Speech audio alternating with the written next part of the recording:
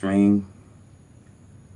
Back with another video. You guys please share, subscribe, hit that like button for me. Now, the world want to know that will President Donald Trump pardon Diddy? Now, Trump answered whether he will consider a Diddy pardon. Diddy used to really like me a lot before entering politics, Trump said of disgraced rapper accused of rape, sex trafficking.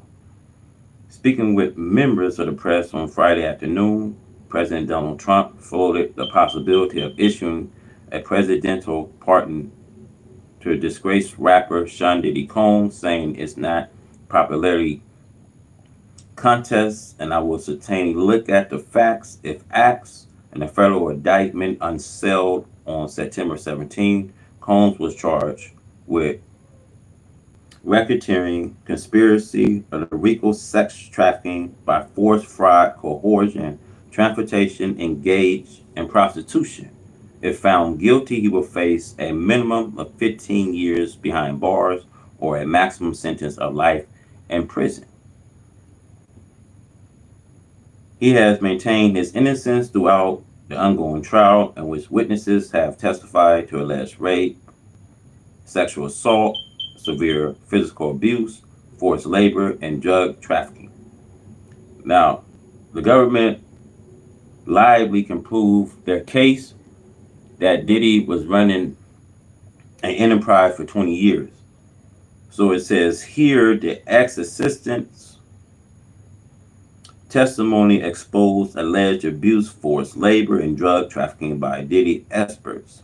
So, in a response to a question by Fox News reporter Peter about his previous friendship with Diddy and whether he will consider a partner of the former rapper, Trump indicated that he will consider if I think somebody was mistreated. The president says that so far nobody asked for any such partner, but I know people are thinking about it. I know they are thinking about it. I think people have been very close to asking.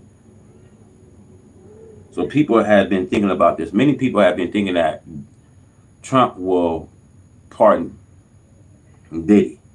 And I think Trump is thinking that this might not be best for our nation if I go on consider a pardon.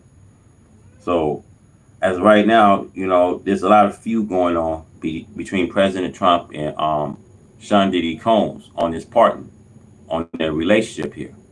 As you guys come in, please hit that like button for me. Don't cost a thing. Share the video as you guys come in here, man.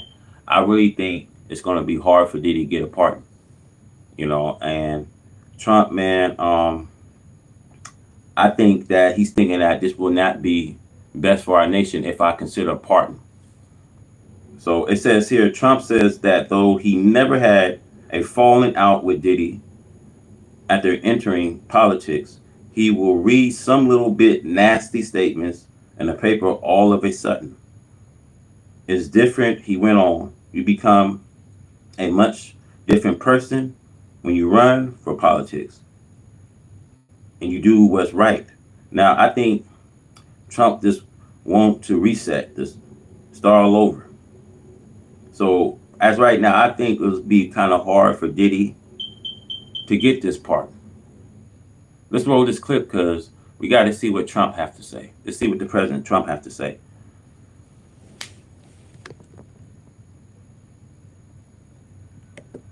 Criminals poured into our country, murderers, mental institutions from all over the world being emptied out into our country.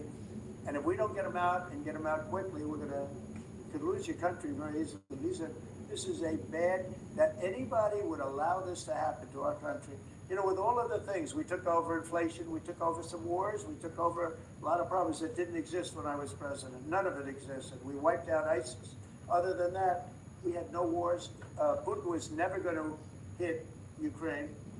Israel would have never been attacked. That attack, as you know, Iran had no money.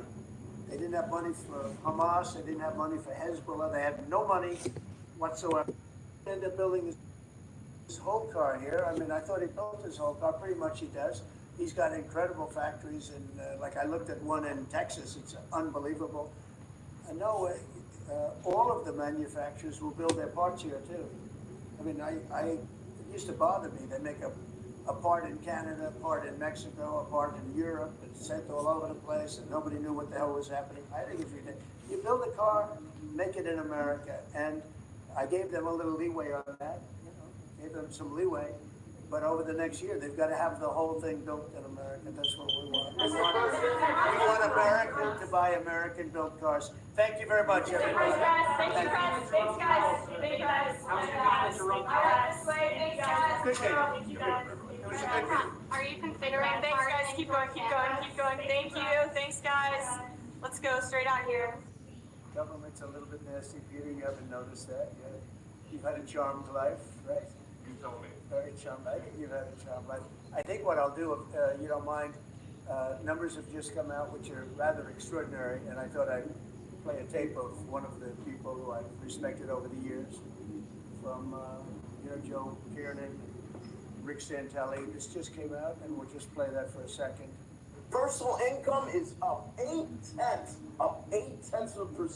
That is almost triple the expectations. Now, the income numbers, really, for the first 4 months of the year, they're stellar.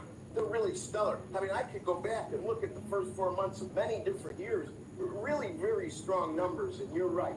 This administration is criticized for just about everything under the sun. I've never, ever in my lifetime had glimpses into the politics of an administration in the form of transparency like this one. Why don't we be, give credit where credit is due. I also, income really shooting up. Rick, I also thought everybody was going to get one last order of imports that were going to be tariffed, and they were loading up on things. How the hell did they already fix the trade, or not fix it, but to cut it in half? That's crazy. So there wasn't a lot of front loading of things that they needed before the tariffs hit. Yeah, I'll tell you what, it really does call into question some of the conventional wisdom. And, it's going to be interesting to see what happens next month when we get this number, or we see some of the other numbers like current account, see how they fared. Because I don't know, I've been watching these numbers a long time. I don't think I've ever seen the trade deficit cut after 1 month. Not bad. Not bad. Come on, guys.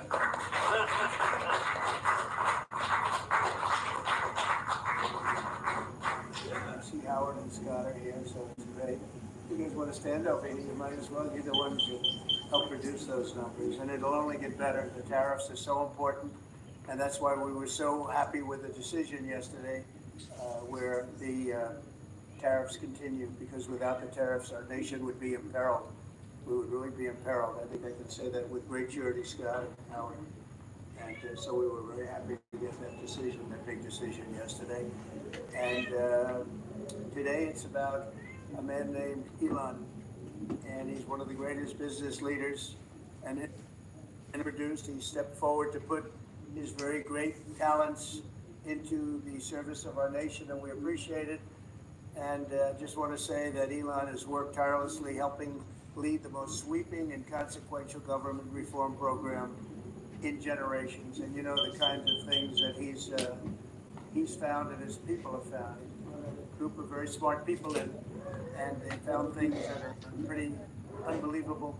I have to say that the numbers that we're talking about are substantial, but they're going to be very much more substantial with time, because many of the things that we're working on right now, we're going to have to remember Elon as we find them, but the numbers could double and triple, because many things, we don't want to go out with them until we're sure, but we've found things that are unbelievably stupid and unbelievably bad. With the Department of Government Efficiency, Elon's delivered a colossal change in the old ways of doing business in Washington. Doge has installed geniuses with an engineering mindset, and they're not 80-20. They wish they were 80-20.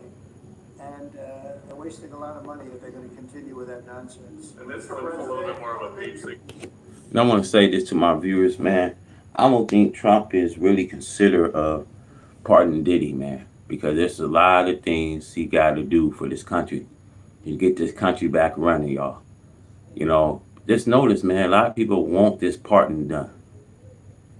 And Diddy said some rough things to the president, man, while he was running the politics, man. And I just don't really think that a pardon should be done. If I was President Donald Trump, I'll look carefully into his case because he's facing some very serious allegations.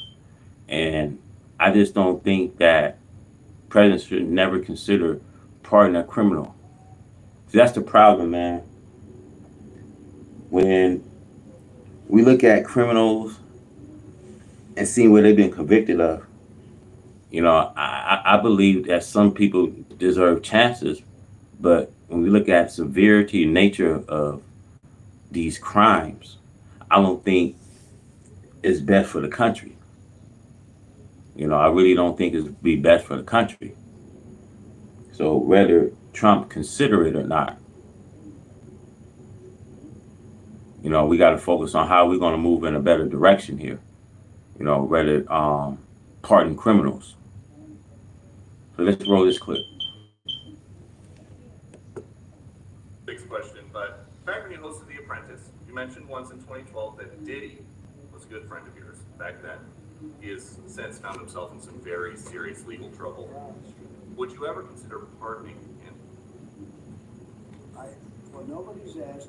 You heard me going to ask Peter. Nobody's asked, but I know people are thinking about it. I know they're thinking about it. I think some people have been very close to asking.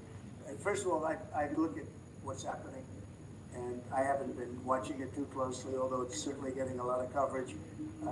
I haven't seen him. I haven't spoken to him in years. He used to really like me a lot. I think when I ran for politics, he sort of that relationship busted up from what I read. I don't know. He didn't tell me that, but I'd read some little bit nasty statements in the paper all of a sudden. It's different. You become a much different person when you run for politics and you do what's right. I could do other things, and I'm sure he'd like me, and I'm sure other people would like me, but it wouldn't be as good for our country. As we said, our country's doing really well because of what we're doing. So it's not a popularity contest. So, I don't know. I would certainly look at the facts. If I think somebody was mistreated, whether they like me or don't like me, it wouldn't have any impact on me. Mr. President, on the big beautiful bill, would you like to see the Senate build in some support for your tariffs on the big beautiful bill, or should that be a standalone bill? I have great support on the tariffs. I mean, I was so honored that we got that ridiculous stay lifted, because that would have taken away presidential power. It would have taken away everything that was granted by the founders. It would have been a terrible thing. And it would have, most importantly, would have left us vulnerable. We have a lot of countries that use tariffs on us and use them viciously, actually, viciously. And if we didn't have the power to use tariffs on them, and instantly, not when you go back to Congress and try and get hundreds of people to agree on something, that would take months to get just one simple proclamation. If we didn't have the power to counteract their powers, you wouldn't have a country left.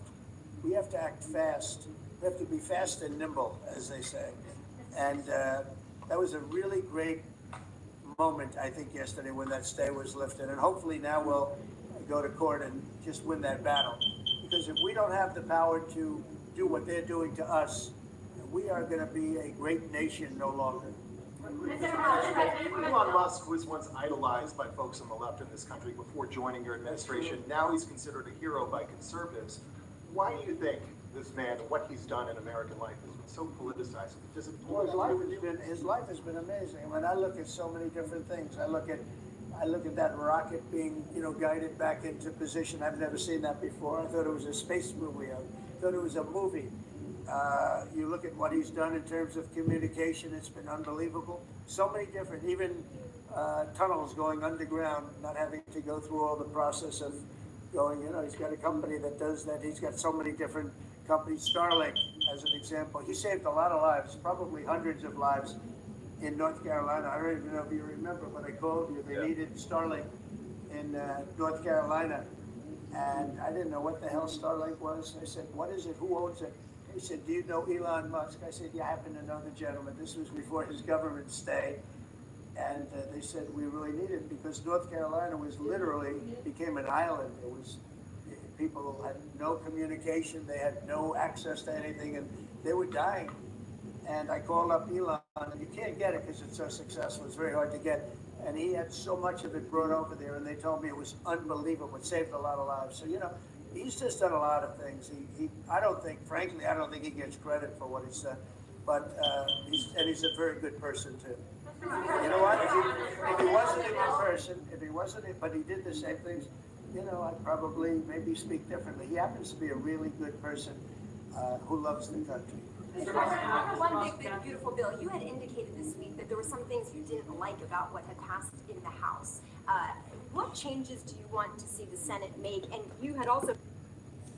Now, 50 Cent says he will dissuade Trump from potential pardon Diddy. Now, rapper Curtis 50 Cent Jackson said he will contact President Trump to dissuade him from considering a pardon from Sean Diddy Combs if the embattled rapper producer is found guilty in his ongoing federal sex trafficking racketeering trial. Trump says he will look at the facts when asked Friday if he will consider pardoning Combs. First of all, I look at what's happening, and I haven't been watching it too closely, Trump says of the trial. He adds, so I don't know. I will certainly look at the facts. If I think somebody was mistreated, whether they like me or don't like me, wouldn't have any impact. 50 Cent criticized Combs in a Friday post on Instagram claiming he was said some really bad things about Trump. I'm going to reach out so he knows how I feel about this guy. The rapper added, saying he will contact Trump about Combs. So 50 Cent really don't like, man, Sean Diddy Combs, man. He going to try his best not to let Trump consider handing him a pardon. So it says he doubled down in a subsequent Instagram post writing that Trump didn't take well to disrespect. He will consider pardoning anyone who was being mistreated, not Puff Daddy, 50 Cent added. Suge Knight, the former CEO of Death Row Record, also fanned the fire speculations by suggesting earlier this week that Combs will receive a pardon if convicted. I think he got some favor with the governments. I think they're going to show him a little leeway.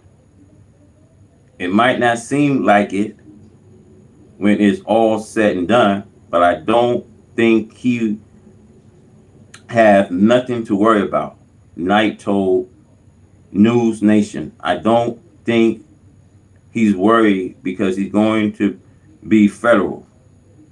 And if he gets convicted, Trump going to pardon him.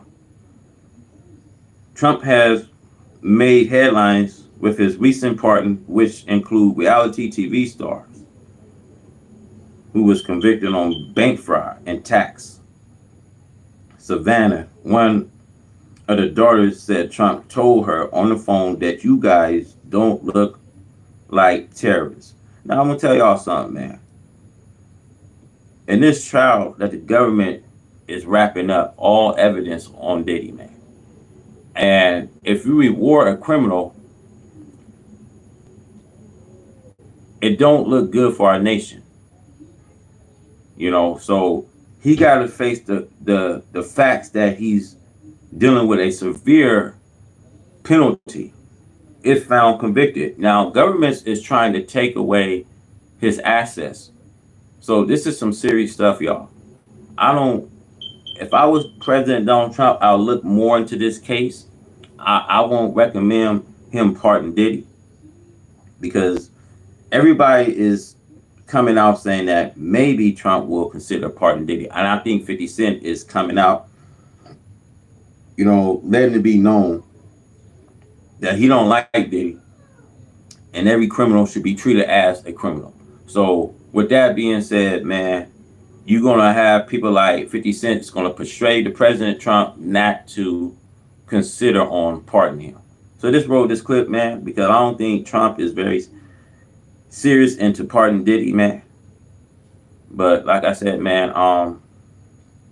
make sure you guys hit that like button. Don't cost you anything. Share this video.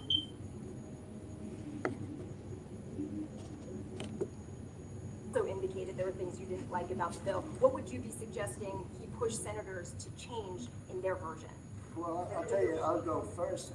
It's an unbelievable bill. It cuts your deficits. It cuts, it's a huge cutting. But there's the things I'd like to see maybe cut a little bit more. I'd like to see a bigger cut in taxes. It's going to be the largest tax decrease or cut in the history of our country. I'd like to see it get down to an even lower number. I was shooting for a slightly lower number. I would have liked to have done that. But with all of that being said, when you look at the tax cut and the fact that the original tax cut, which made us so successful, we had the most successful 4 years in the history of our country, the economy, and this is going to be even better. And you see that by the reports that came out just yesterday or tonight. I guess they were released this morning at 8 o'clock. You see the kind of numbers where somebody that's a pro is like, whoa, I haven't seen numbers like this since I've been doing this. These are human emotions of professionals that have never seen numbers like, and we've just started. The bill is a great bill. It's going to be jiggered around a little bit. It's going to be negotiated with the Senate, with the House. But the end result is it extends the Trump tax cuts. If it doesn't get approved, you'll have a 68% tax increase. You're going to go up 68%. That's a number that nobody's ever heard of before. You'll have a massive tax increase. If it does get approved, you'll have a large tax cut, the largest we've ever had. When you add the past tax cuts that we got you, the Trump tax, they call them the Trump tax cuts. It's an amazing bill. It does amazing things. With all of that, it's going to be adjusted a little bit over the next coming weeks, and I think it's going to be passed. The Republicans want to pass it. With all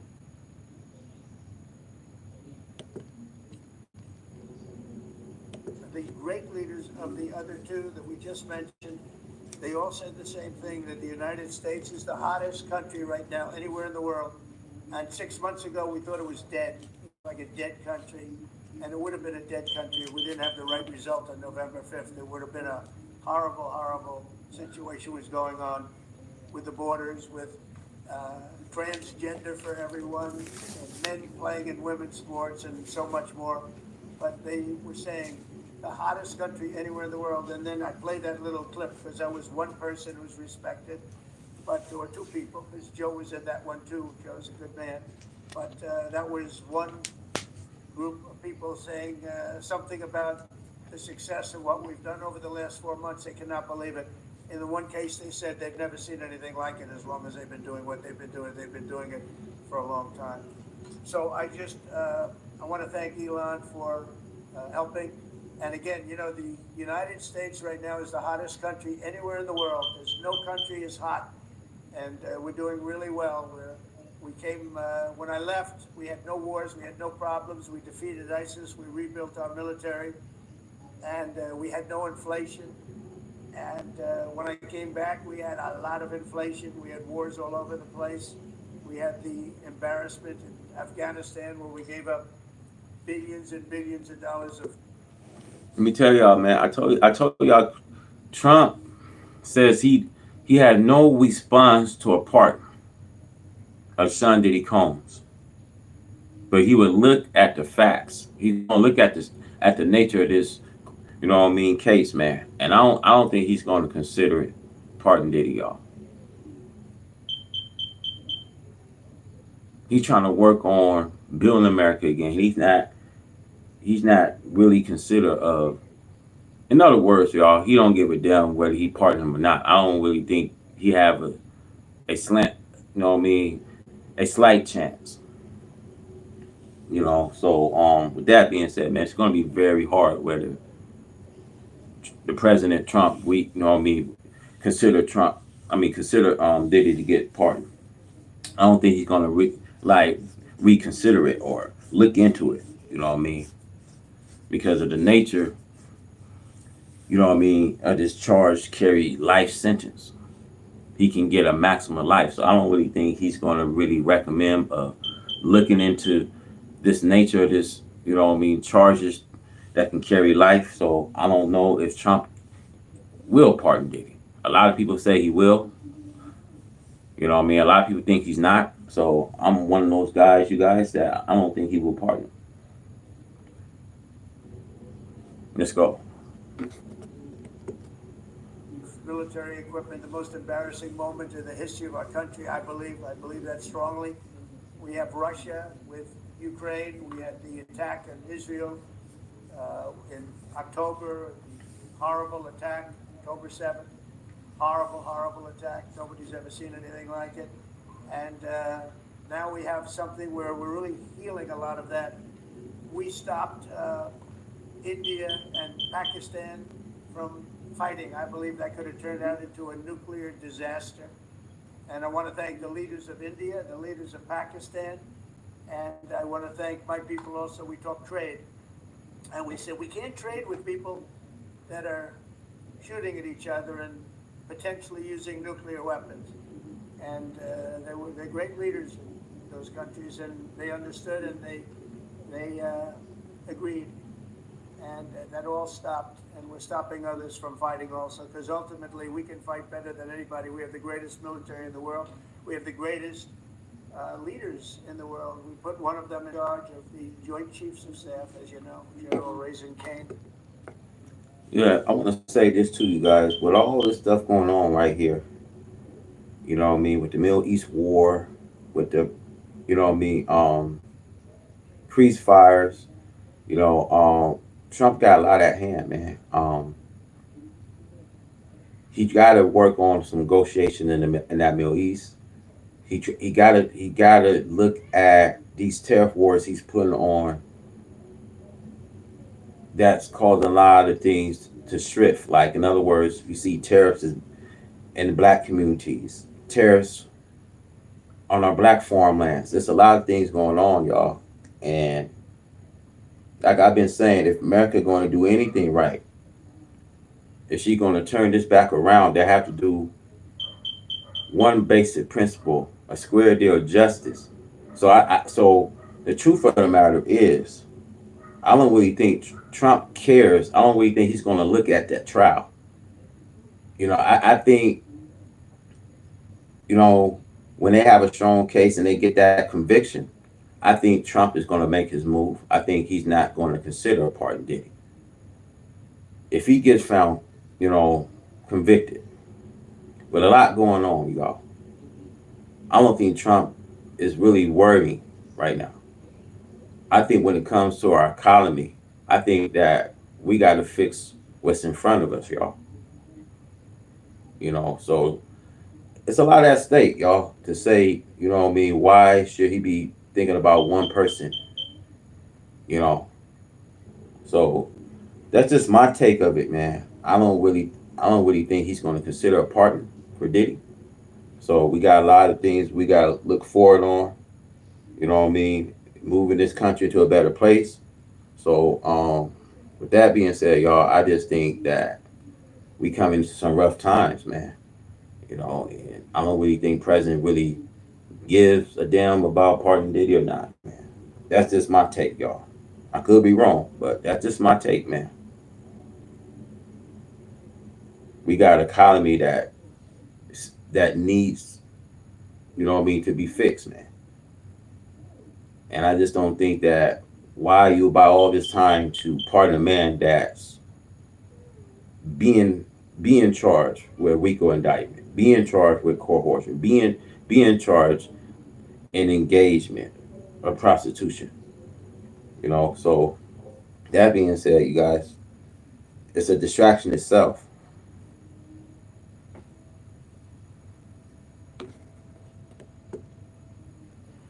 And we wiped out ISIS, completely wiped out ISIS in 3 weeks. They said it would take 5 years, and we did it in 3 weeks.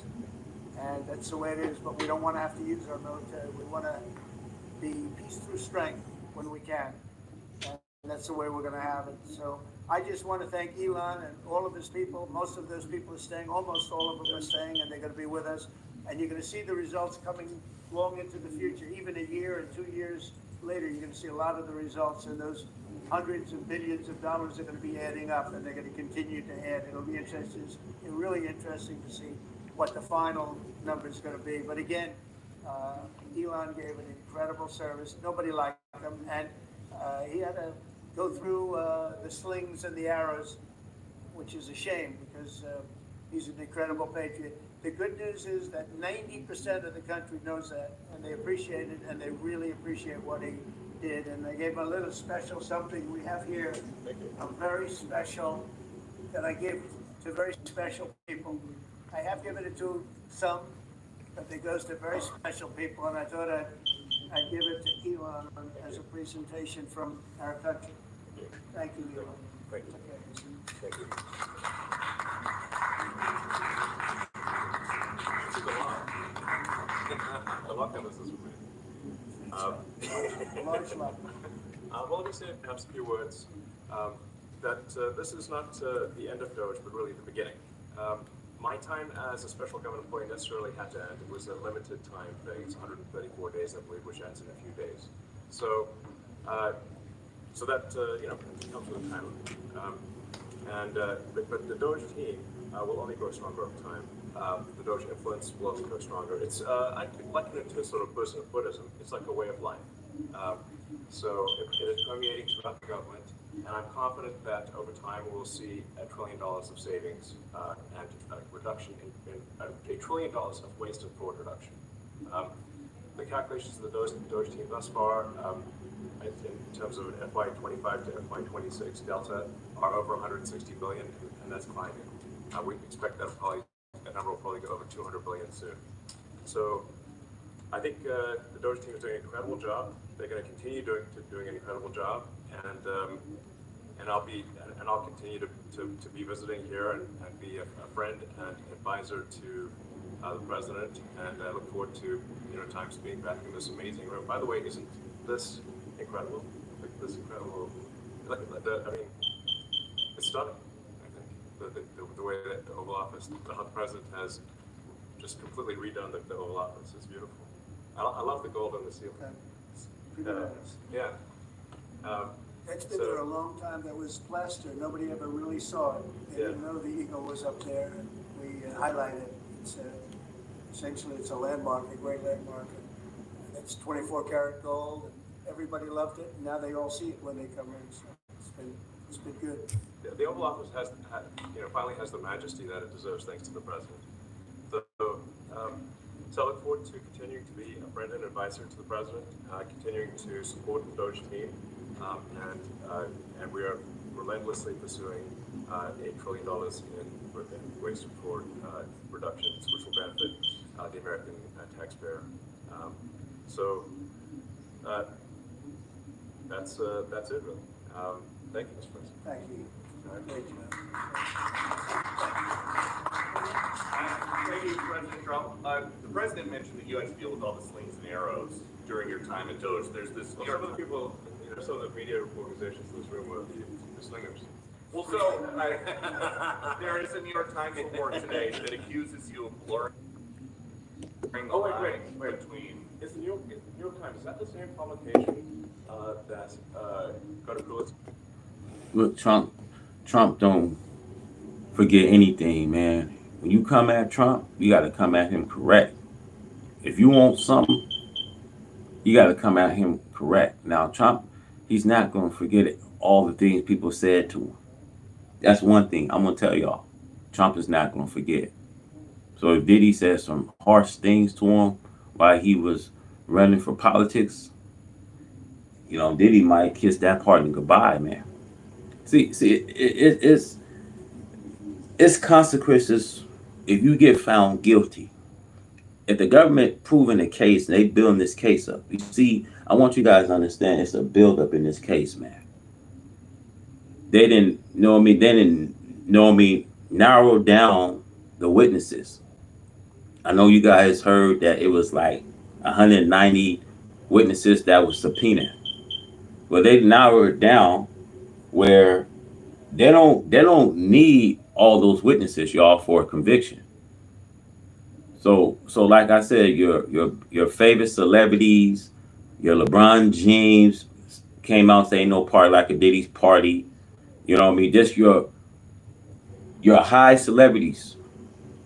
You might not even see them because they finna narrow this thing down because they finna reliably prove a case on them.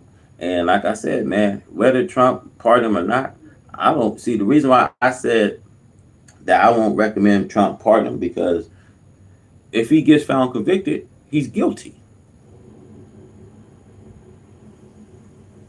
You know what I mean? It's sad. Like you 55 years old.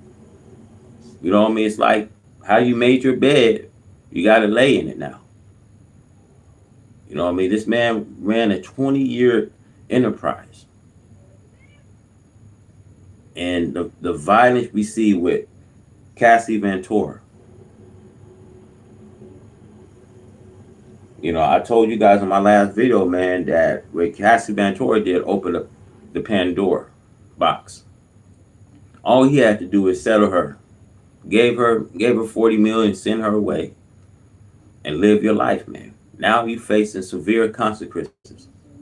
You don't even know what's going to happen in this outcome. And maybe Diddy he should think about testifying at his trial. But like I said, they're going to pretty much wrap this case because I say they now run all these witnesses. They don't even need all these witnesses.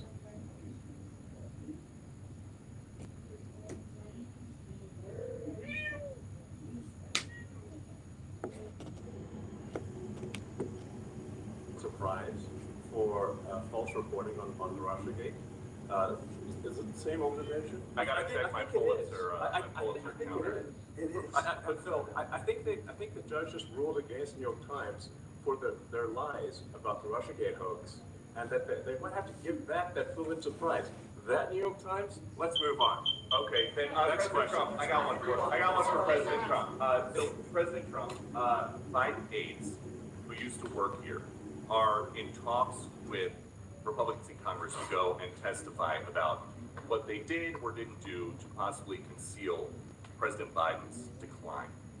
Do you think that Dr. Jill Biden should also have to come in and testify about what she did or didn't? All right, you guys, this came in just 11 minutes ago. 50 Cent says he will reach out to Trump in an effort to prevent a Diddy's pardon. Now, 50 Cent is looking to give President Donald Trump his 2 cents about Sean Diddy's combs. In an Instagram post on May 30, the rapper said he reached out to Trump after the president says he will look at the facts in Combs' case, suggesting a pardon could be on the table. So it says here, 50 Cent shared a clip of the president comments in his post and wrote that Combs says some really bad things about Trump, adding that he will reach out so he knows how I feel about this guy. And a follow-up post, 50 Cent suggests that Mr. Combs' past comment about Trump could prevent a potential pardon. Donald doesn't take well to disrespect and doesn't forget who choose to go against him, he wrote. He also shared in a screenshot as an article suggesting he was trying to nuke Combs' chance of a pardon, clarifying, I didn't say I will nuke anything. I simply said I will make sure Trump is aware. And he should. You should, because if you pardon a criminal and you get him off on a pardon, that's not better for our country. That's not moving our country in the right direction.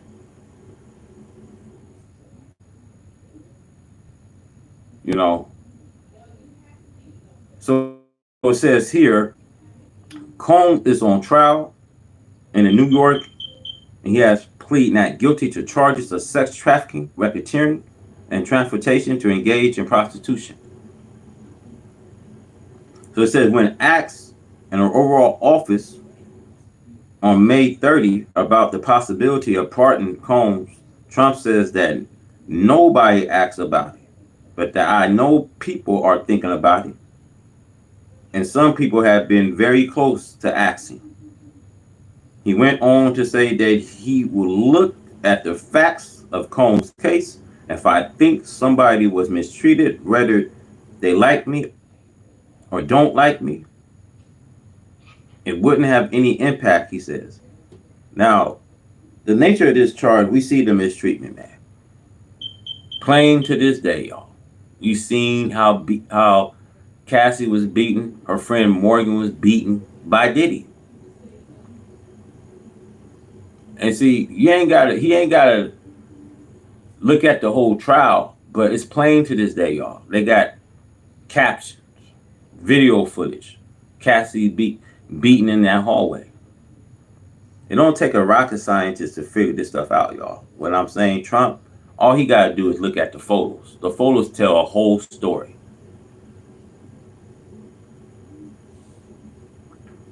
So it says now 50 Cent feud with Combs recently came up in court with Capricorn Clark, Combs' former assistant, testifying that the hip hop icon magician had an issue with him.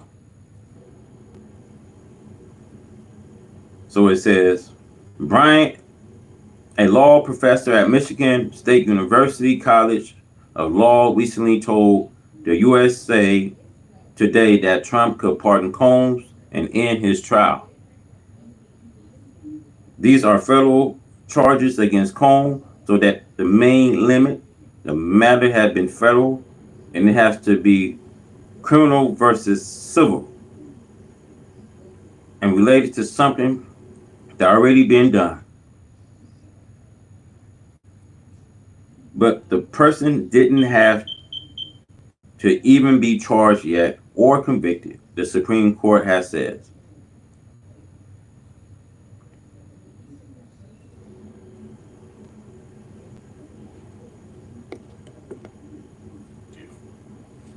Well, I hate the concept of it.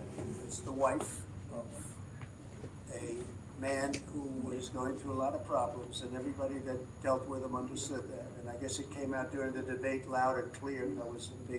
That was the biggest signal of all. They have to do what's right. The country was a lot of dishonesty in the election, as you know, 2020. That's been now caught. People understand it was a rigged election, and when you go further out, when you see the auto pen, I mean, I think the auto pen is going to become one of the great scandals of all time, because you have somebody operating it or a number of people operating. Because I knew Joe Biden. Joe Biden wasn't in favor of opening up borders, letting 21 million people into this from prisons and mental institutions and gang members. He wasn't into that at all. And you know, who signed these orders, proclamations, and all of the different things that he signed that set our country so far back? That was so bad for our country. With the auto pen, how would it work? Like, we're in the Oval Office right now. If there was a group of rogue staffers that worked for you who wanted to advance a bill or an executive order without your knowledge, how could they do it? How do they go behind the president? Because I'd read your newspapers or your media the next day, and I'd say, well, I didn't approve that, and I would find it. I mean, they wouldn't get away with it for long, because I'd say, I never signed that. Who the hell signed that? Auto pens, to me, are used to sign letters.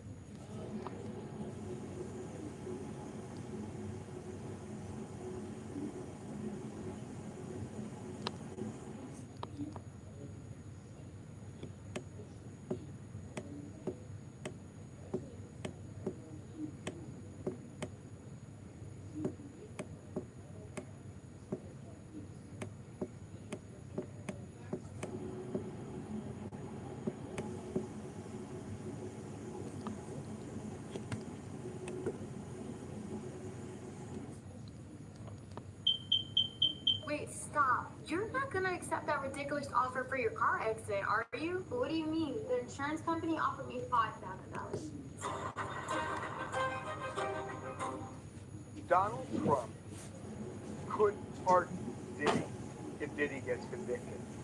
And I'm not just saying it. Donald Trump said it today. And it's both stunning and in a way predictable. And I want to talk about this because I am fascinated by what is going on in Donald Trump's world. And, I just finished doing our podcast, Two Angry Men, with Mark Garagos, who is my co-host on the show, on the podcast, whose daughter, Tenny Garagos, is one of Diddy's defense lawyers. Mark is not allowed to really speak about the case because of this gag order, which I think is frankly unconstitutional. That's another story. But Joe Tacopina, an incredible defense lawyer, joined us, and we talked about this. Joe Tacopina represented Donald Trump in the sexual assault trial with Miss Carroll. And I gotta say, he made some points that really made me think. And he said, look, Donald Trump now says that he has not been directly contacted by anybody in connection with Diddy, but Diddy used to like him a lot. Once Donald Trump started running for office, Diddy took some shots at him, and Donald Trump mentioned that, but said he used to like me a lot, and if he is treated unfairly, and I believe that, I would consider a pardon. He said that. In the middle of the trial, which is crazy, and I'm going to get to that in a minute, but when you think about the lens through which Donald Trump views the justice system, it is really interesting because Donald Trump thinks he was a political target with 4 prosecutions. And I gotta say, the Stormy Daniels prosecution, I have always had trouble with. That is, 34 felony convictions for having sex with a porn star and not coming clean about it. When you look at that, who else would be treated that way? And again, I don't care what you think of Donald Trump.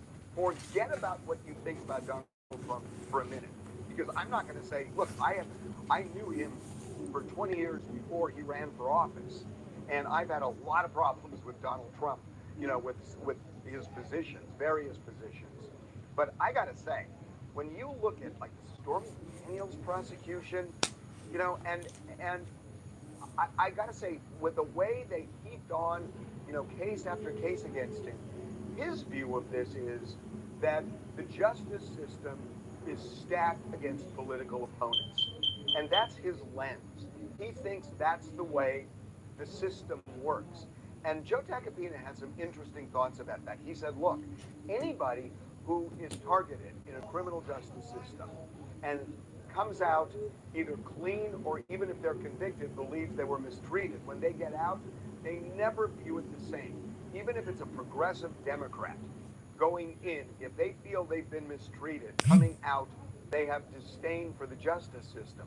Donald Trump clearly has disdain, but in some ways, you got to understand that. You got to understand where he's coming from, that he thinks that this is all lawfare. And look, I mean, we've kind of seen it on both sides. Joe Biden said that about the prosecution of his son, Hunter Biden, when he pardoned him. So it's on both sides that people feel like the justice system is weighted against them.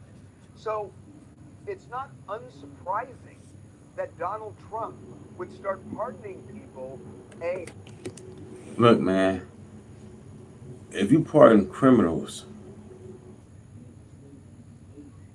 we won't have that means the justice system can't solve the justice and freedom that people need. And if you pardon criminals, that's is bringing a lot of problems on our world today, y'all. It is, because we can't fix the big problem. When the economy needs to be fixed, when the American people need help.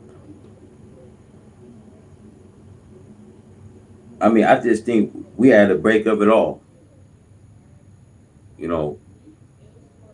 People losing their homes. FEMA don't have a preparedness. FEMA ain't coming out. Tariff wars is happening in the United States.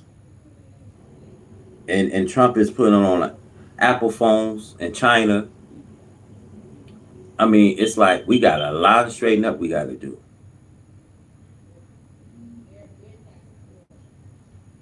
And it's like we live in a world distraction, y'all. People are focused on this trial. People are focused on whether did he get pardoned or not. We need to focus on the big picture, y'all. We need to focus on the big picture.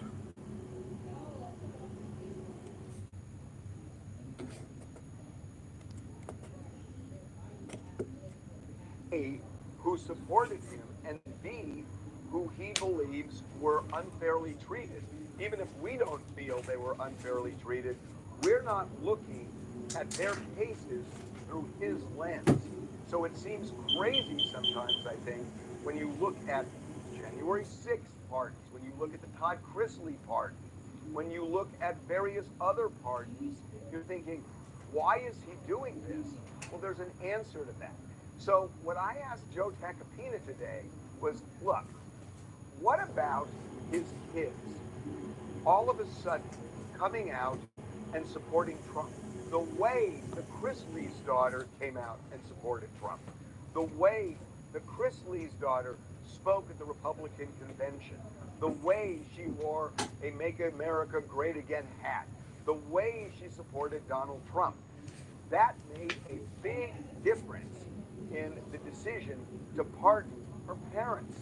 So if Diddy's kids receive that message and Donald Trump is as transactional as he clearly is, what would happen if Diddy's kids just suddenly, not in court, not wearing a MAGA hat in court, but suddenly show their support for Donald Trump's once friend, Diddy?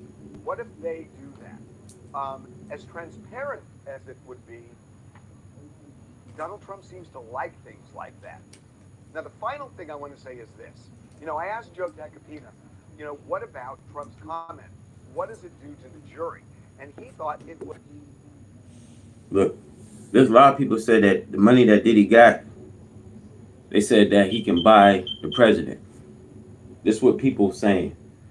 I want y'all to understand this, how serious this is. His access, they want to move from him.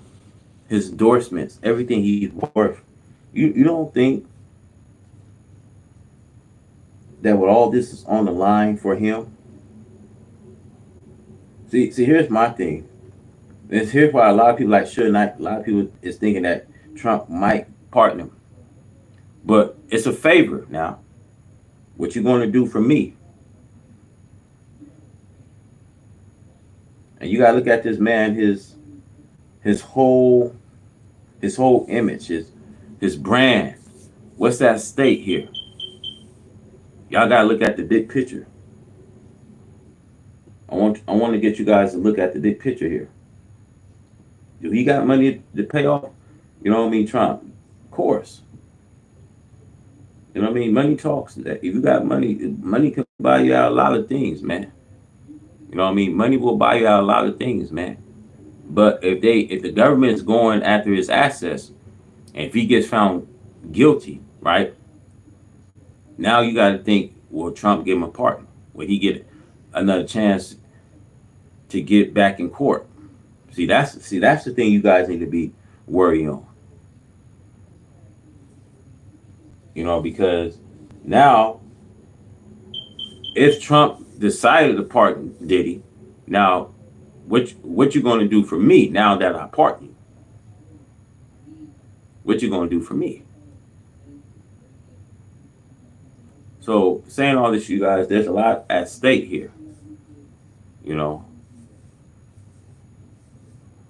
Is this not the life sentences or the 15 years to life or the maximum life sentence? It's just not that, y'all. It's the whole picture I want you guys to look at, that they coming for his access. They coming to take his whole reputation.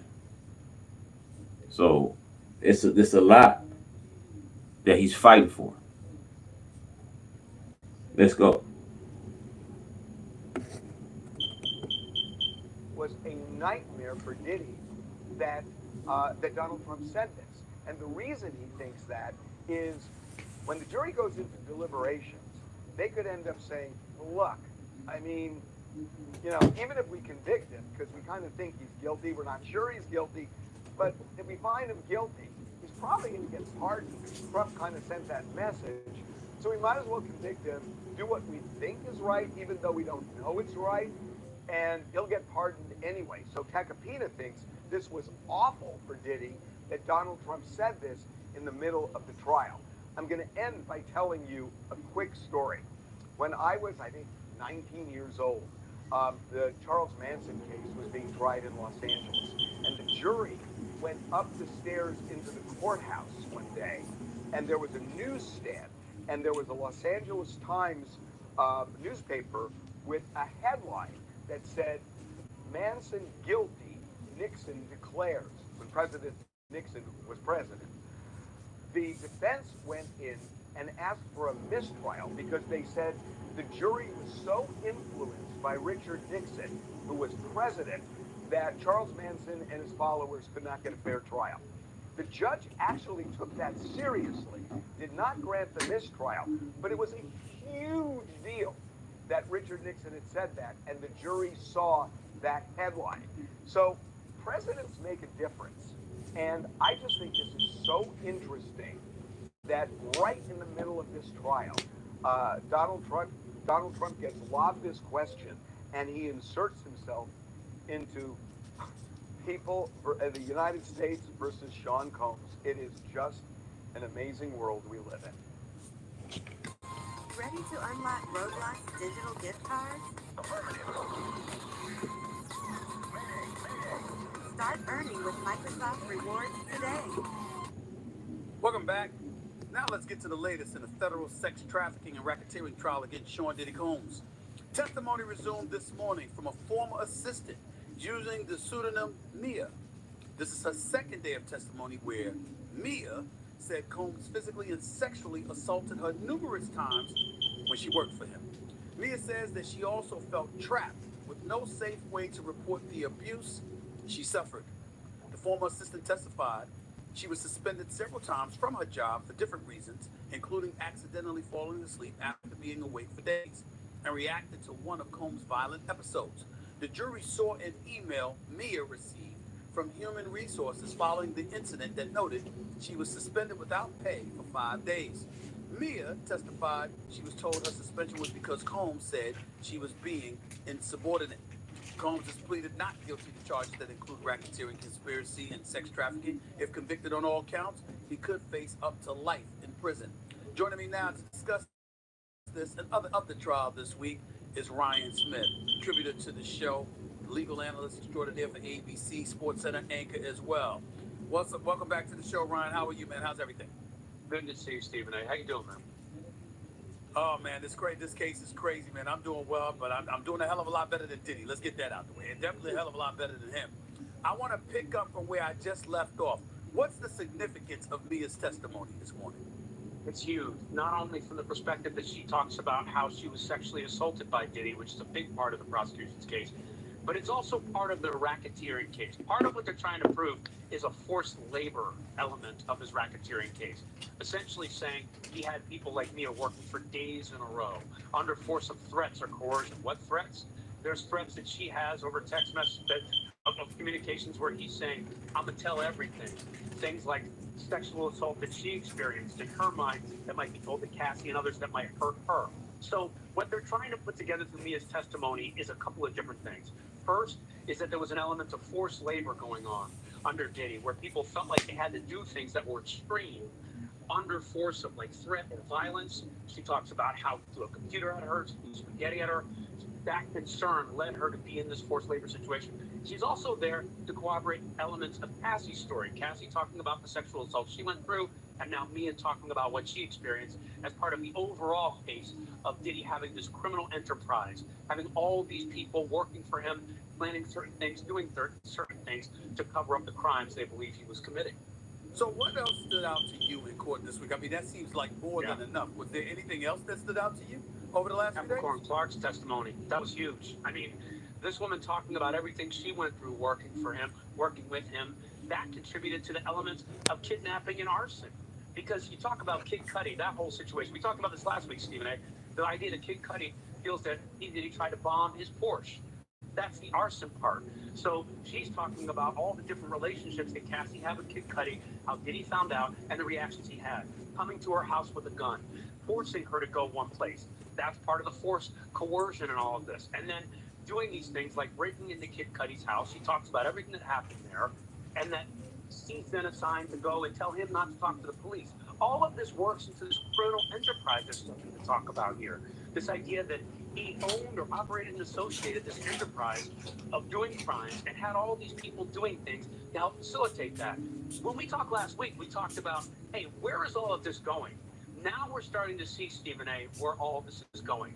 It's not just about the accusations of sexual assault, the accusations of being a bad boss, the accusations of doing things, of threatening violence. It's the fact for prosecutors that he is doing all of these things to sort of facilitate criminal activity, and then on the other end, involving all these people to do these things for him, to either conceal it or to keep it going, and then doing it under force of threats or coercion.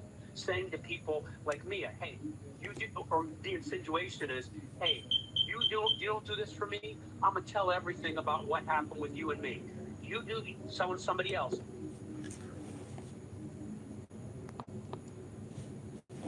Look, you guys, this is the reason why they got these videos. This is why Diddy, you know what I mean, records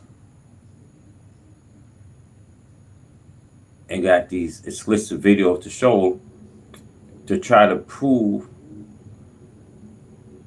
that you have some involvement in these sexual activities, but not knowing how cohort these victims were.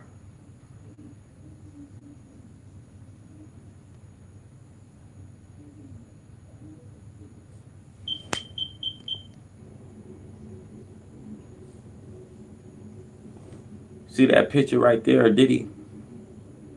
He's looking at everyone who's coming, who's not coming in this court.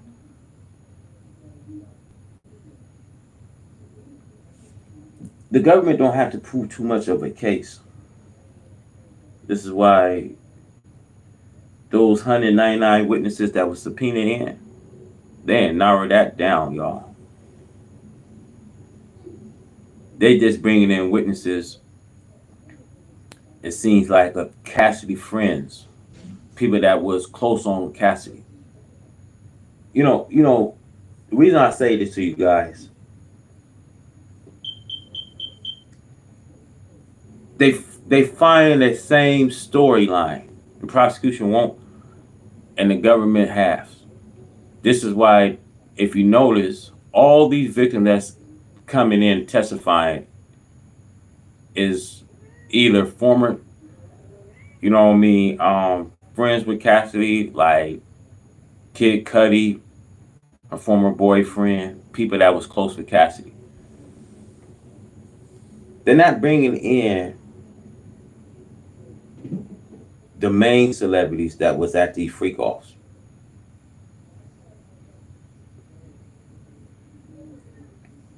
So I don't really find this as shocking, but I find it where all these victims is close with Cassidy. Don't y'all see this picture now? Don't y'all see all these people that they brought is close with Cassidy? They want to just narrow this thing on down, y'all. That's what they doing now.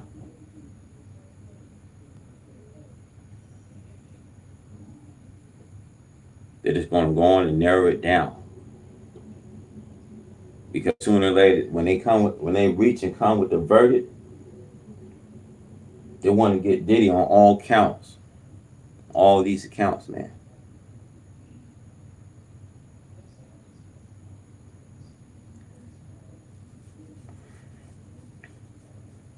Let's go. You don't come with, you got a gun, you got to come with me even if you don't want to. This is the prosecution starting to lay out that most powerful case on racketeering. That's what they need to get the maximum time in jail. I ordered 200 hand-forged knives to my dorm room and built a Wix website to sell them. I'm Noah Rosen, founder and owner of Forged to Table Knives. Working my way up through the culinary industry, I knew a lot of people that would love an... And it's interesting that you bring that up because obviously when we had you on covering this for us, and we really, really appreciate it. You made a point to say, basically, be patient, just wait. They're just starting to make their case. You know, when you're talking about him and his behavior, domestic violence, that's not sex trafficking, that's not racketeering. They're laying the groundwork for their case. You kept emphasizing that. Right now, how are you feeling about what the government is doing and how they're doing in presenting this case against Diddy? What kind of a grade would you give them right now? I give them B plus to A minus, maybe even A. And here's why. They have their ducks in a row and they have their information set. And their witnesses, from what we're seeing in court, are testifying very, very well. What do I mean by that?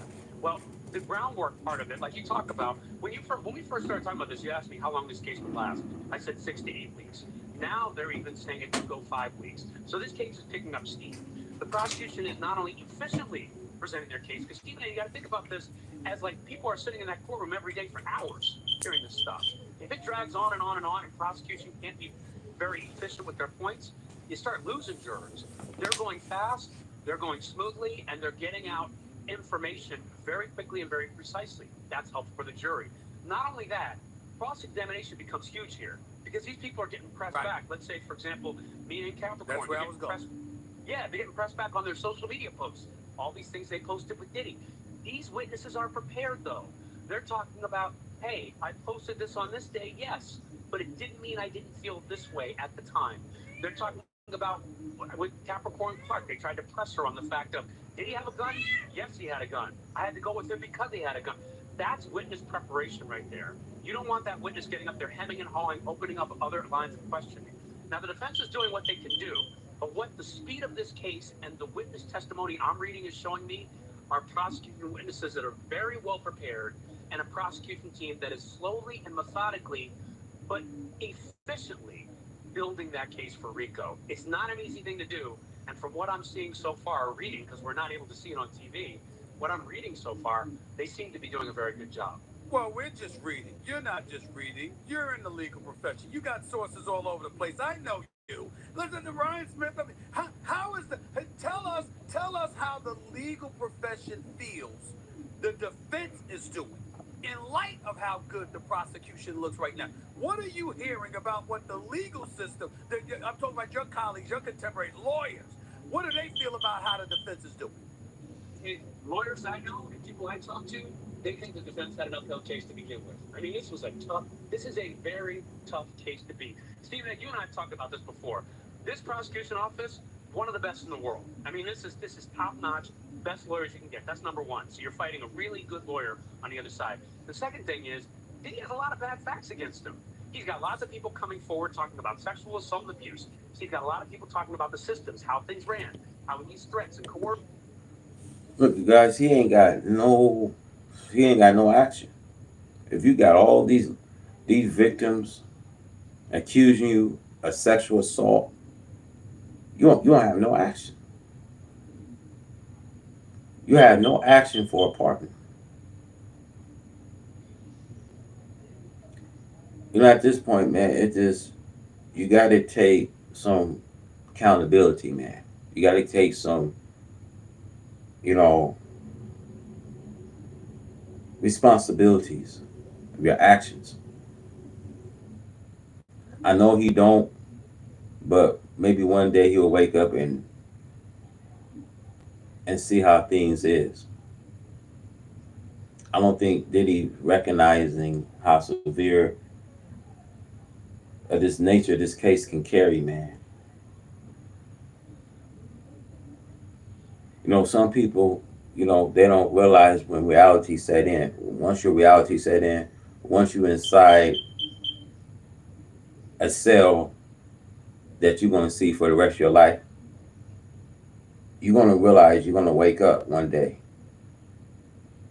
where you're going to be in a cell where it's no freedom.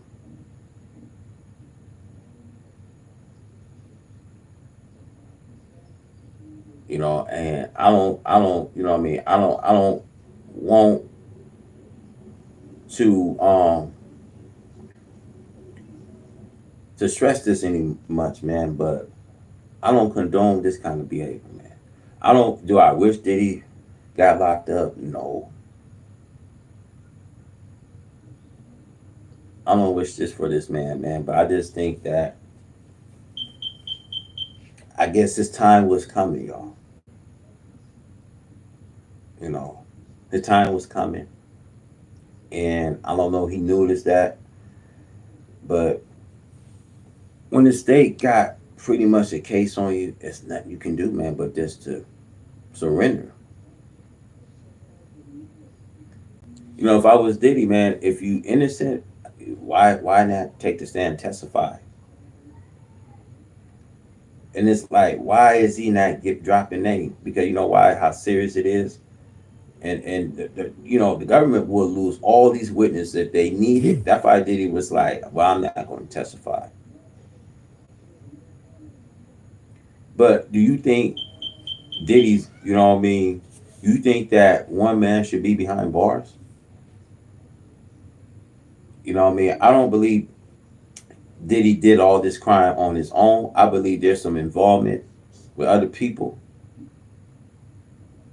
You know, I believe that. I believe that in these freak off parties, there was a lot of people at these freak offs. And who knows if any one of these celebrities has some involvement in these parties, man.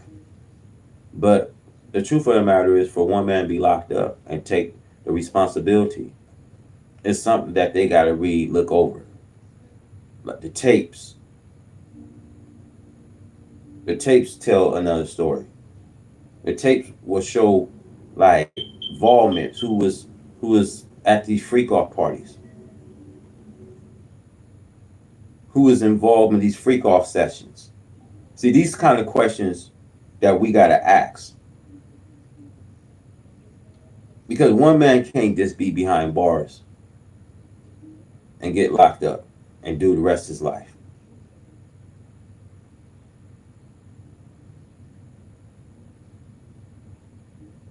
You know, when I say they coming to ruin him, man. They coming to make this man rot, man. This is how they do black people, y'all. Y'all have to understand. When they coming after the black culture. Just look at it, y'all. They want to hit that reset button so fast and just start this thing all over again. And just resegregate.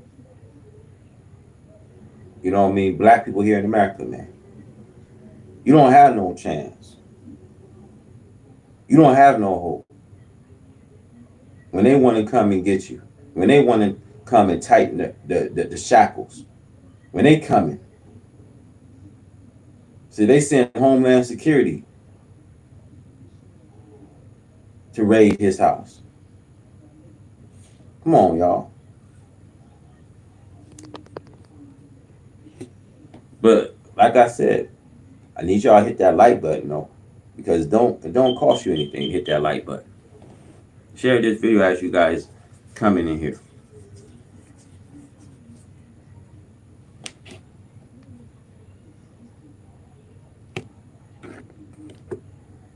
First, to get them to do certain things.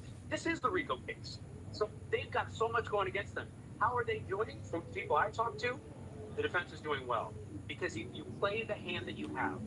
That's the key with defense. I think sometimes people think, well, defense lawyers are going to come out and have this smoking gun that nobody saw coming. That's not going to happen. That's not going to happen because there's so many bad facts. I apologize. I didn't mean to ask how the lawyers, your contemporaries, feel the defense is doing in terms of, are they doing a good job or are they not? I meant to ask, are they confident they're going to be able to get this man off? That's what I'm asking, to win this case. Because you can have lawyers, you can have lawyers saying, I think they're doing good based on the hand they're dealt. They're doing an excellent job. I'm asking, are their chances improving or dissipating towards getting them off? You're asking me what I think, or you're asking what they would tell you if they were being honest? I'm asking you and your contemporaries, what do y'all feel from what y'all have read, what y'all have heard? What's the scuttlebutt in your profession about how it's looking for Diddy? get worse and worse by the day. Get worse and worse by the day, and every bit of testimony I hear, it's getting harder and harder for him to get off. I think his chances are well below 50% of beating these charges. And you and I talked about this last week. Perhaps there is a way this jury looks at this, doesn't believe certain witnesses, and does what we call a compromise verdict. We're going to convict on some things that are lesser charges and maybe not on racketeering. That's perhaps something that might happen here. But I got to tell you, Stephen A., what I'm seeing here is this racketeering case being built very well. That's the main part of this case. When you have witnesses coming up and talking about he did this violence, he did that violence, we expected that. What I think is really interesting to me is how these witnesses are testifying that he would use that. I'm going to say this about you if you don't do this.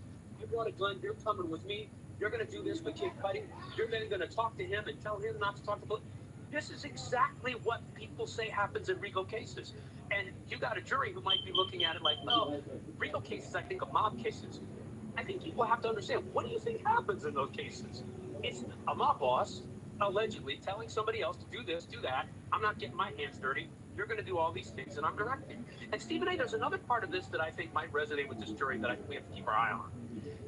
These are women, in particular young women, coming forward talking about the forced labor, the violence perpetrated on them, the ways in which they were forced to do things at gunpoint, if you believe Capricorn Clark, if you talk about what Capricorn Clark talked about, the things that he would say about them.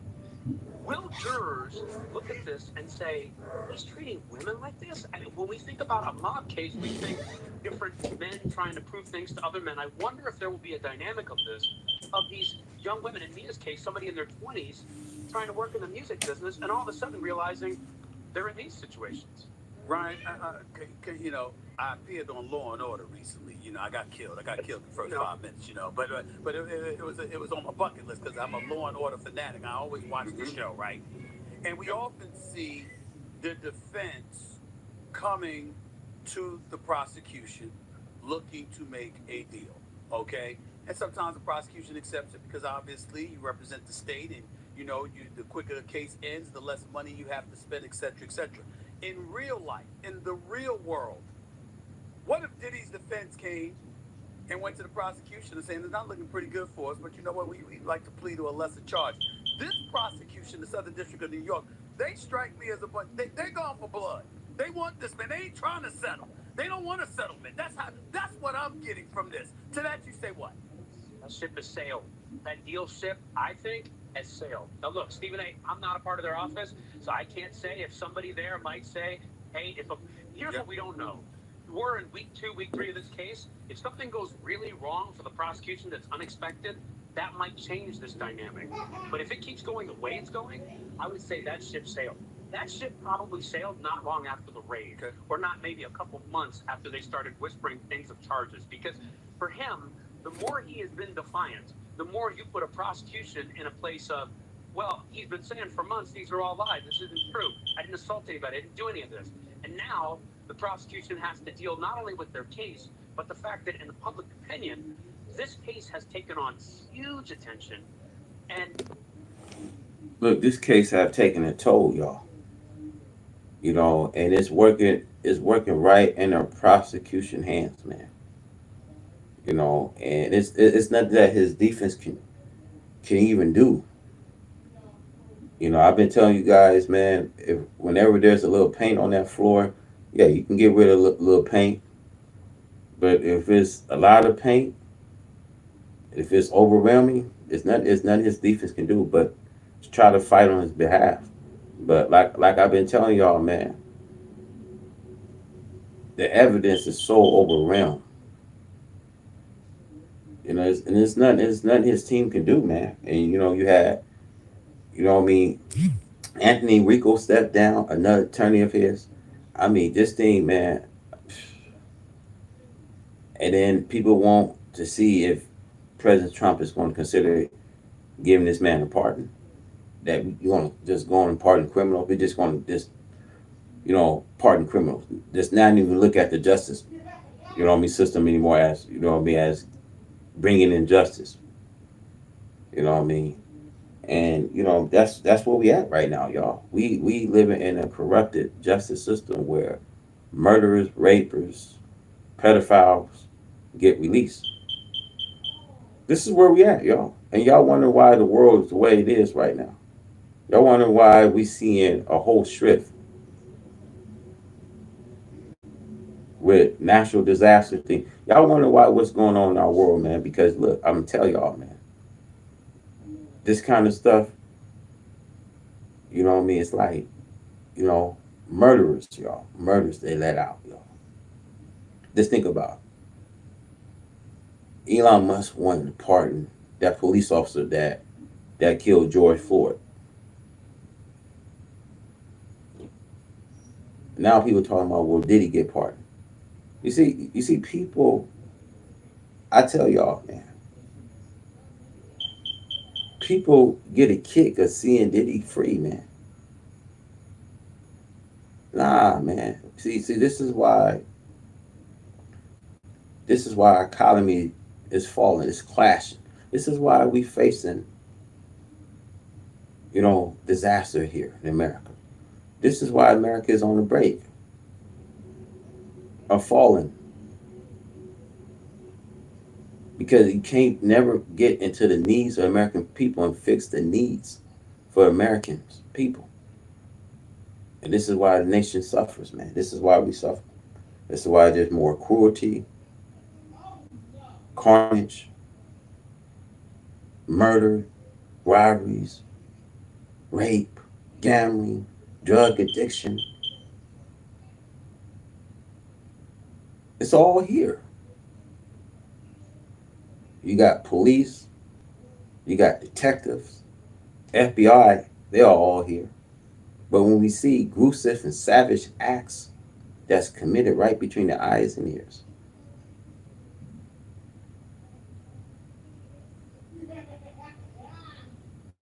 see, we don't need no more distractions. We don't need no more.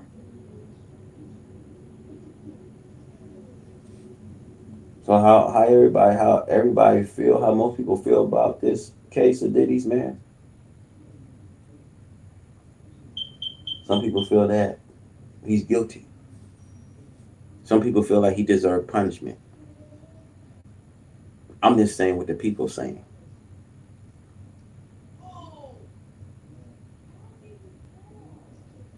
Let's go. You don't want to be perceived as, I'm letting him off the hook, especially if you have a strong case. So in my opinion, that ship has sailed unless there is something that we don't know or something unexpected happens for the prosecution.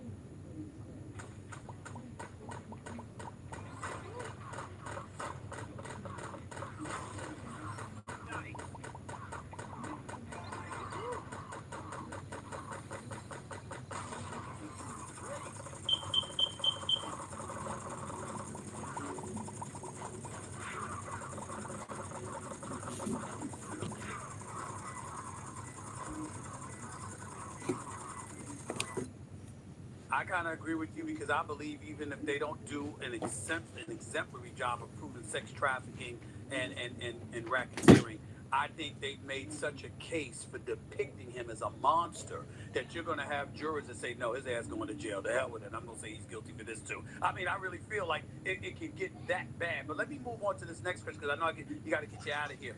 Suge Knight called in the CNN last night and said Combs should take the stand in his own defense. Combs actually did back in 2001, if you remember, when he testified in the Manhattan nightclub shooting that sent rapper Shine to prison for 10 years. Combs was acquitted of all charges in that case, by the way. We got to mention that. But Ryan Smith, is it possible that he'll end up taking the stand in this trial? And should he, would you advise him to do so? No, not at all. I don't want to get on the wrong side of Suge now. That's number one. But look, no, neither do we. Neither do we. but I tell you what, that is a last resort of last resorts. I know that people watch look, Stephen A., I'm a Law and Order fan too. I know people watch shows like that. They see people take the stand. Sometimes they see people jurors' minds being changed. Something comes out. Oh my God, I can't believe it. A beef between two titans of the New York music scene hits the sex trafficking and racketeering trial of Sean Diddy Combs. Why 50 Cent was brought up this week during emotional witness testimony. Combs and 50, they've been at odds for a long time. And now, one of them's facing the possibility of spending the rest of their life in federal prison, and the other is not holding back or hiding the apparent joy they find in that possibility happening with the guilty verdict. We're on the case presented by Law and Crime. I'm Chris Stewart.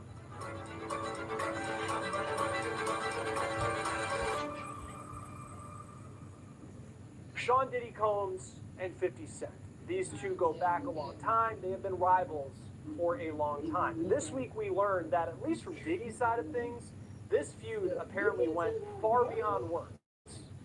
50 Cent's name came up during the testimony this week of Capricorn Clark. She is a former assistant of Sean Combs, who went on to become the head of marketing for his Sean John clothing brand. Clark rose successfully and professionally through the ranks of Diddy's world during her time working for him, which stretched between 2004 to 2018, so she saw a lot. Clark claimed that Diddy would threaten her. She says he even kidnapped her in 2011. All of this matters as we build up to how 50 Cent kind of factors into what she said on the stand. Now, Capricorn Clark started working for Bad Boy after she worked for Death Row Records.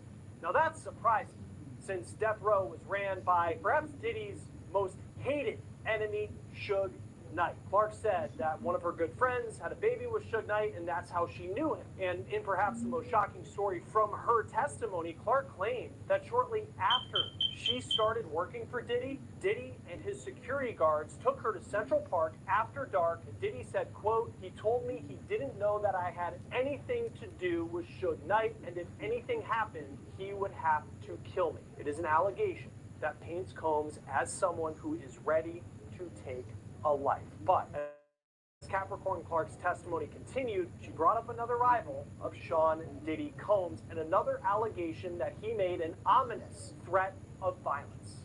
Clark testified, when working for Diddy, they went to a press event at MTV and 50 Cent was there. Just wait until you hear what she says Diddy told 50's manager. 50 Cent's real name is Curtis Jackson. He rose to fame in the early 2000s. You might remember songs like In the Club. You might remember that he was the leader of the rap group G-Unit. Now, 50 grew up in Jamaica, Queens, New York. Diddy, also a New York native. He was born in Harlem, grew up in Mount Vernon, New York, just about 20 miles away. And even though they both had success in music, they both rose to fame representing the city of New York and the rap scene there, they have been longtime rivals.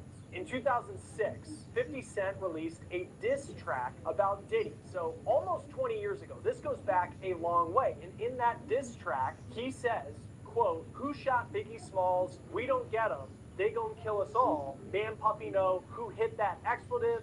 Man, that expletive soft." Now, 50 is accusing Combs there of knowing who killed his friend, the notorious B.I.G. Christopher Wallace. Wallace and Puffy were incredibly close, but Wallace was shot and killed in a drive-by shooting in Los Angeles in 1997, and no one has ever been charged for pulling the trigger. This all happened during really the height of the East Coast-West Coast rap rivalry of the 90s, which involved Suge Knight, who we mentioned earlier. 50 Cent has also accused Diddy of orchestrating the murder of death row rapper Tupac Shakur, who died in 1996 in a Las Vegas drive-by shooting. This is Dwayne Keith D. Davis. He was arrested. You can get cash for recycling your phone, and that's a game changer. At Eco ATM, we partner to repair salvageable. Diddy adopted a white child. Tried to sacrifice me, but I ran away from there. Pulling the trigger. This all happened during. Look, they trying to tie Diddy on a 96 connection with Pop's death. Now, the family of Shakur, the family of Tupac, they are looking for justice. So now that Alex Sparrow, Jay-Z former legal team, is represent the family of Shakur, because now, they are opening that case and looking into it. And like I said, you guys, man, giving him a pardon, it's gonna be wild. You know what I mean? It's going to be really wild. Because not only he's facing this enterprise, but the connection to 96 death of Pop. Families are opening up that case, y'all.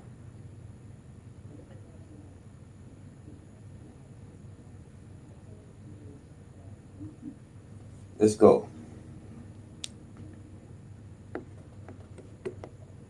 Really the height of the East Coast West Coast rap rivalry of the 90s, which involved Suge Knight, who we mentioned earlier. 50 Cent has also accused Diddy of orchestrating the murder of death row rapper Tupac Shakur, who died in 1996 in a Las Vegas drive-by shooting. This is Dwayne Keith D. Davis. He was arrested in September 2023, and he is the only person facing charges related to Tupac's murder. But 50 Cent has continued to push the allegation that Sean Combs either knows something or did something for Tupac to end up dead, though Diddy has denied that. But in a 2023 Instagram post, 50 wrote, "Damn, so Pac got lined by brother love, LOL, time to lawyer up, expletive, might get sticky," with a pic of Suge Knight in a car with Tupac. Diddy, who has a lot of names, Puff Daddy, Puffy, Puff, and Brother Love is one of those other names. Now, from Diddy's side of things, again, he's denied having anything to do with Tupac's murder, and he's also denied having anything to do with Christopher Wallace's death, and he's denied publicly having issues with 50 Cent. Here's what Combs said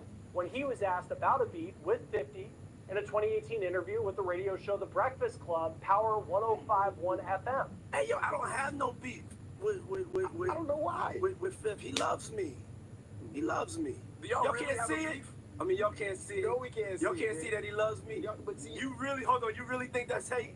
You look at 50's social media, you can see he has a lot of posts about Diddy. And this is what he posted the day that federal agents in Miami raided Combs' mansion ahead of his arrest on the charges that he's now on trial for. 50 Cent posted on X, "Now it's not Diddy do it, it's Diddy done. They don't come like that unless they got a case." 50 Cent also included a link to his G-Unit clothing brand in that post. While Diddy in the Breakfast Club clip said that 50 Cent actually loves him and there was never a beef, on the stand this week, Capricorn Clark said otherwise. Clark said that she was at this press event at MTV with Diddy, and 50 Cent was also there, all of this happening in New York. Clark said, quote, "After the interview wrapped up, myself, Puff, and Chris Lighty got in the elevator." Clark said that Lighty was an entertainment manager who, on paper, was managing Diddy at the time, but was also 50 Cent's manager at the time. Prosecutors asked Clark what happened in the elevator, and she said, quote, "Puff told Chris, because they were having some sort of issue, like, I really don't like all the back and forth. I don't do that.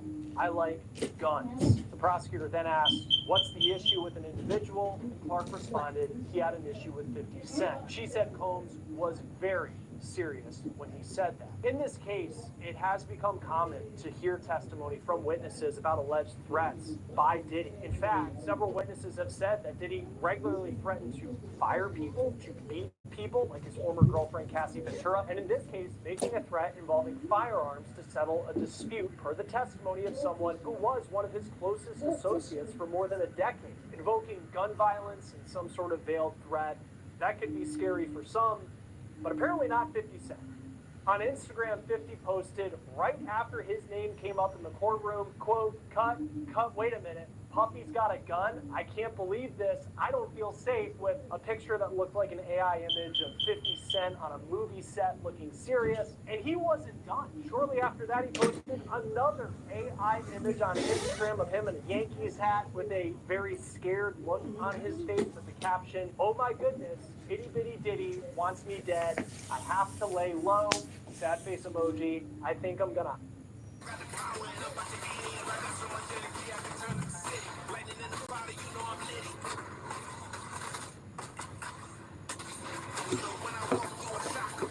Hide out at the playoff game tonight, LOL. Then the next day he posted what he did that night. He went to the NBA playoff game between the New York Knicks and the Indiana Pacers in Indiana. And you can see him here in a picture on the floor in a shirt that reads, quote, "Free Diddy." playing into the trolling that 50 Cent has done to Sean Combs over the years, even before Combs was ever accused of what he is on trial for. Now, Combs' trial is expected to last another month at least. He's charged with racketeering, sex trafficking by force, and transportation to engage in prostitution.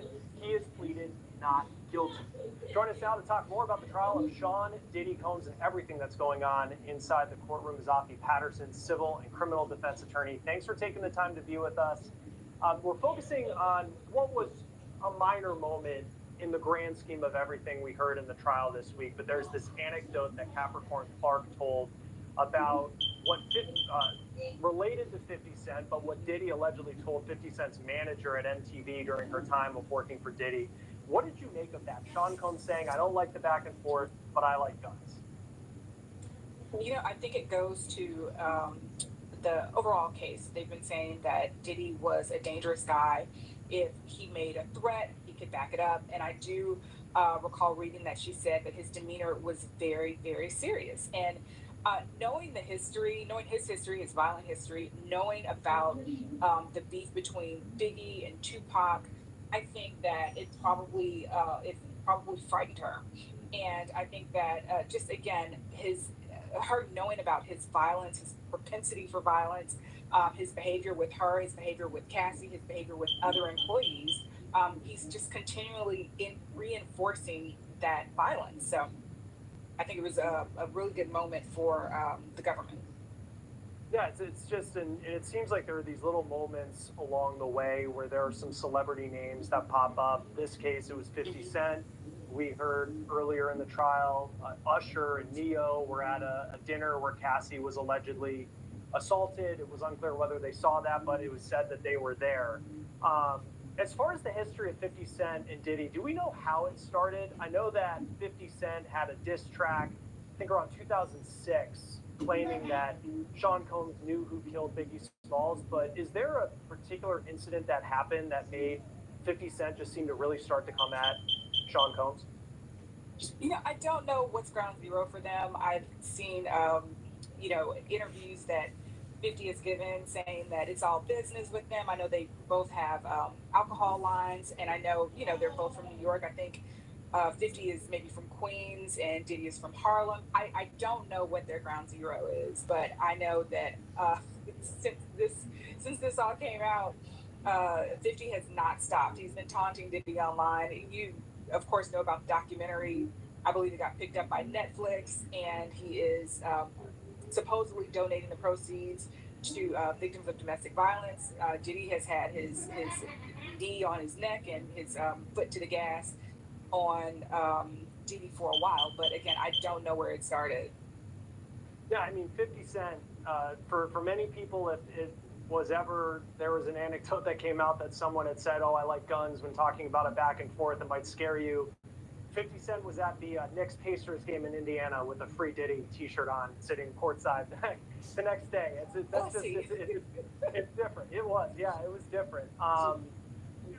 I look back, and we aired a bit kind of leading into this interview, a clip from The Breakfast Club that was 2018, and Diddy was on the show, and they asked about the issues that he had with 50 Cent. He said, there's no issues, I love him, he loves me. He was kind of joking about it.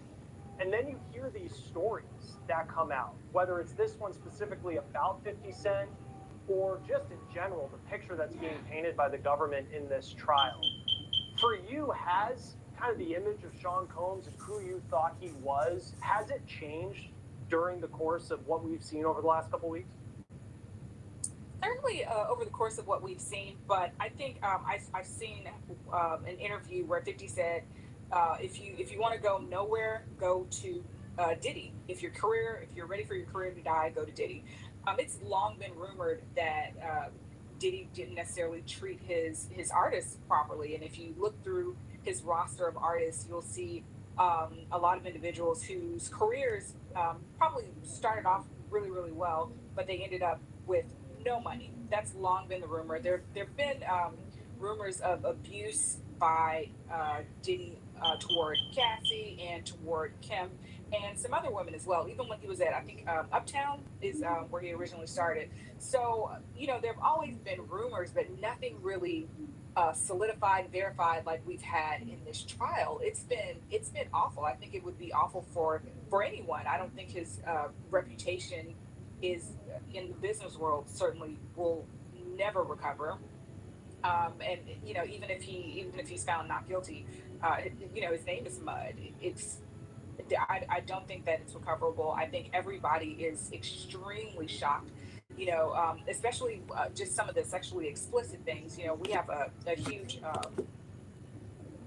Look, I'm not shocked at all. You know, because them videos that he did was to take during the freak off section. Now, if he has some proof of innocence, then why was there need of him doing video recording, you know, taking videos at every party to say some people have some involvement in freak offs? That's not going to cut it.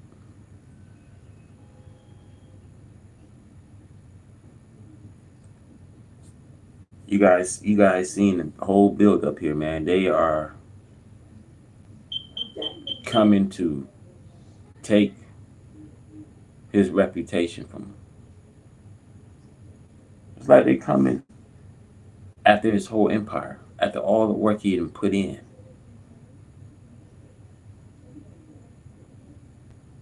You think the government cares about, you know what I mean, what he wants? When they trying to make an example out of you?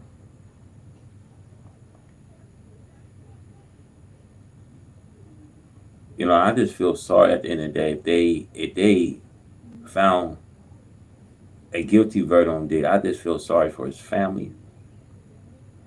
I feel sorry how they trying to ruin his image.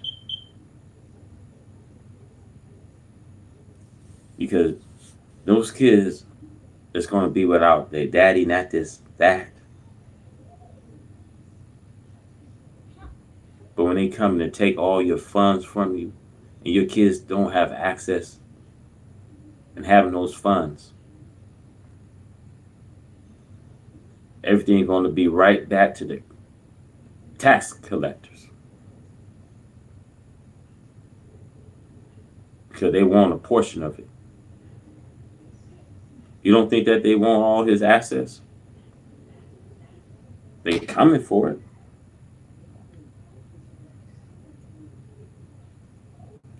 Let's go.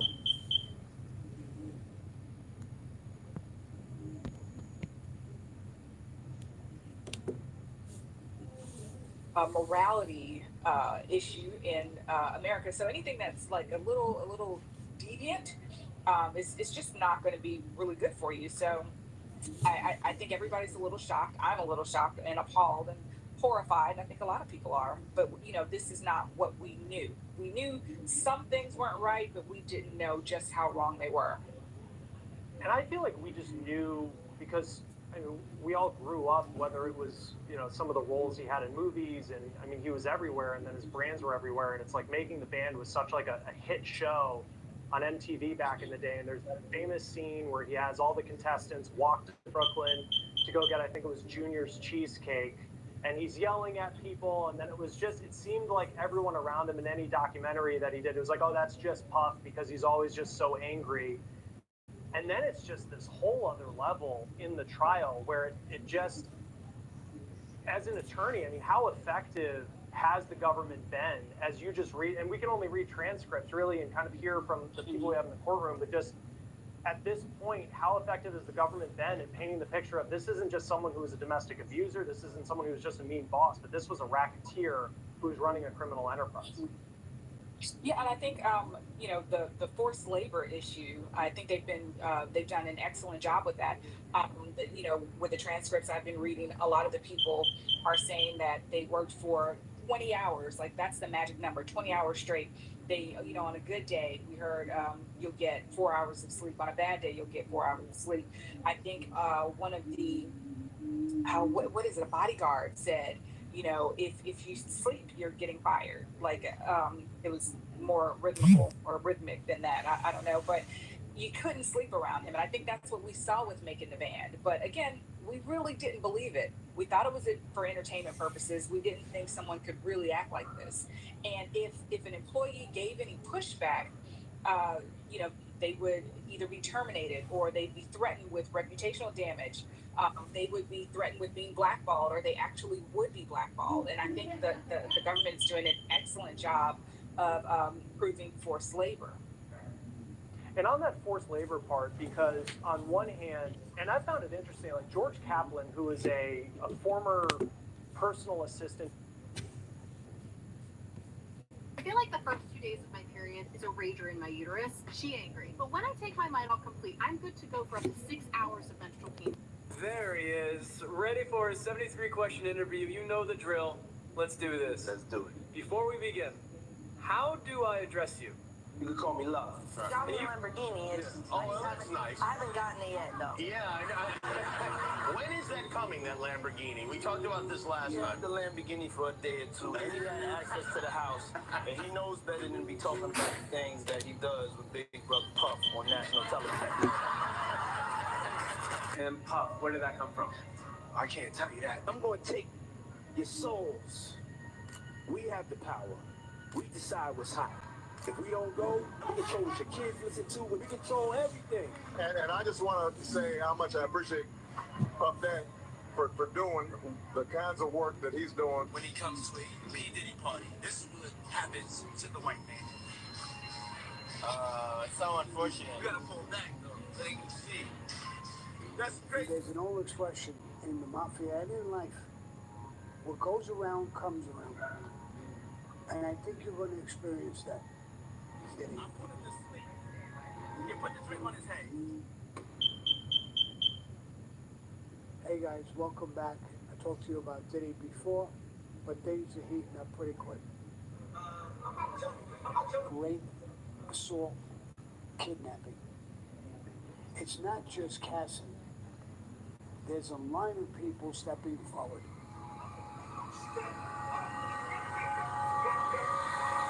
Anthony Rico, one of Diddy's lawyers, has officially requested to be released from the case. And of course, everybody's initial reaction is he thinks Diddy is guilty. But that is not why he stepped away from the case. Give me a second to break down exactly what's happening here.